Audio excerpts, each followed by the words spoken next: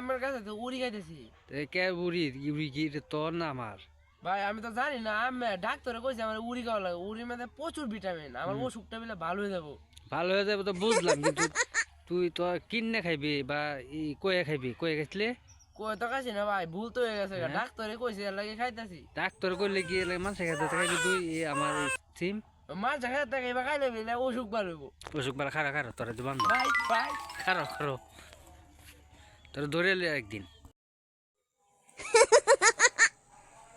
মানিক মেয়ের দাদা নাই গা, মানিক মেয়ের তো উড়ি খাইতাম গেছি, কামটাই কইছে কি আমার খেতে তারাই দিছে, ডাক্তার কইছে আমার উড়ি খাওয়ার লাগে, উড়ির মধ্যে প্রচুর ভিটামিন, আমার এবার দৌড়াই দিতালো।